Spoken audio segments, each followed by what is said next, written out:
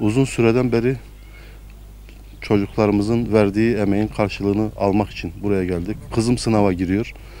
Bu sınavın kızım ve Midyat halkı başta olmak üzere bu sınava emek veren bütün çocuklara hayırlı olmasını diliyorum. Tabii bu pandemi süreciyle çocuklar okullar kapandığı için uzun süre okuldan ayrı kaldılar. Hiçbir şey tabii öğretmenin yerini tutamaz. Her ne kadar EBA ile uzaktan eğitim yöntemi uygulanmaya çalışılmış ise de çocukların o konsantrasyonu sağlayabilmesi mümkün değil. Ama çocuklarımız elinden geldiğince, mümkün olduğunca evdeyken de ders çalışmaya devam ettiler.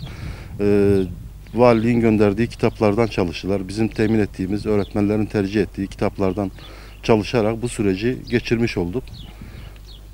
Bu şekilde hazırlandılar. Sınav şimdi bekliyoruz. Pek çok insanın, anne babanın eli yüreğinde bekliyor.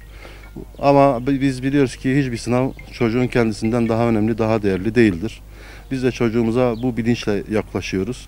Elinden geleni yapacağına inanıyoruz. Ama olduğu kadar inşallah bu sınav bütün çocukların hepsi için hayırlısını, uğurlusunu sağlar. Hepsinin emeğinin zayi olmamasını diliyorum. Çocuğumuzla birlikte bu heyecanda gelmişiz. Yalnız bunu diyebiliriz ki herkesin ektiğinden başkası bir şey yani yoktur. Kim ne kadar çalışmışsa onun karşılığını alacaktır. Alamayanlarda da muhakkak inanıyoruz ki onda da bir hayır vardır. Herkes ister yani fen lisesini veya işte en yüksek lise hangisiyse onu kazanmayı. Ancak bunu kazanmak için önceden hazırlığı olanlar önde olacaktır muhakkak ki. Yine de her şeye rağmen Allah-u Teala herkesin hayırlısını versin inşallah. Yani inanıyorum ki gereğince çalıştılar.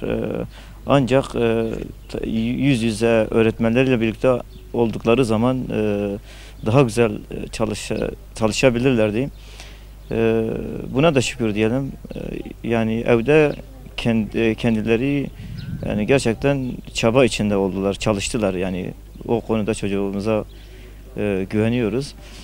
Netice itibariyle gene de takdir Allah'ındır yani. Tabii heyecan başladı, heyecan dorukta. Bir haftadır heyecan halindeyiz, sadece bu saat zarfında değil. Çocuğumdan daha heyecanlıyım. Kızım var, şu an sınavda. Dört gözle onu bekliyorum. Ara verilecek, birkaç dakika kaldı. İlk oturum bitecek, ikinci oturuma başlanacak. İnşallah dilerim ki ilk oturumu çok güzel geçmiştir. Benim kızım gibi bütün öğrencilerin güzel geçmiştir. Tek dileğim bu. İstedikleri gibi. Bu pandemi sürecinde tabii ki veli olarak, öğrenci olarak da kızım da çok tedirgin oldu. Çok heyecana kapıldı ve çok korktu. Çünkü başarılı bir çocuktu. Bu başarının gerileceğinden korktu, endişe etti. Yalnız bu süreç bana göre gerçekten güzel geçildi. Hangi anlamda dersek, canlı dersler verildi.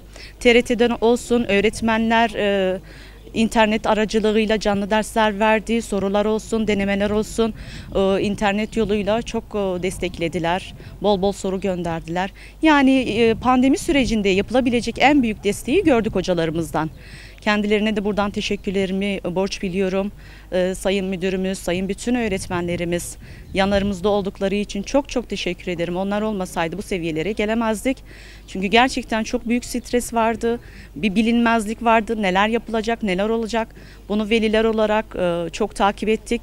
Çok şükür ki yani görülmeyen derslerden muaf tutuldular ve bu diğer derslerde onlara motivasyon oldu. Sadece gördükleri dersten sınav olmaları bir nebze de olsa onları motive etti diye inanıyorum. Bütün öğrencilere başarılar dilerim, bütün veliler inşallah dilerim çocuklarından ne istiyorsa o sonucu alırlar.